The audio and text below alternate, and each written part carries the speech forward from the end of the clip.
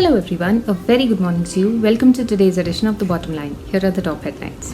Indian aviation markets recovery significantly impacted by cap on fares. Saudi Arabia imposes 3-year travel ban for citizens who visit red list states. KSRTC hopes to cash in on revenge tourism.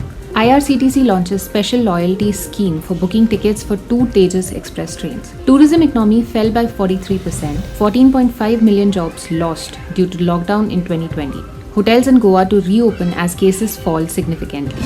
The Indian aviation market's recovery has been significantly impacted by caps on fare and capacity, which have been placed by the government since May last year.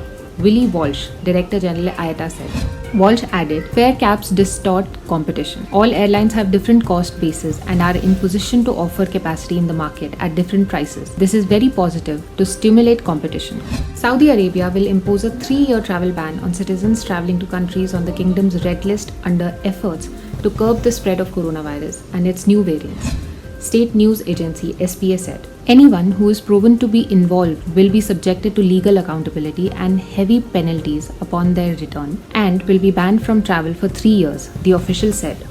After facing months of pandemic-induced challenges, Karnataka State Road Transport Corporation is hoping that the trend of revenge tourism will lift its revenue. It plans to introduce 25 tour packages by August end. KSRTC officials said the passenger load in premium buses is normally 70%, but it is almost 100% in package tours to Jog Falls and 95% in the case of Tirupati. We want to add more tours from Bengaluru. We are focusing mainly on historical places and temples in Karnataka and Tamil Nadu. That's all we have for you in today's edition of The Bottom Line. Thank you for joining us. For more such travel and tourism industry updates, stay tuned to tomorrow.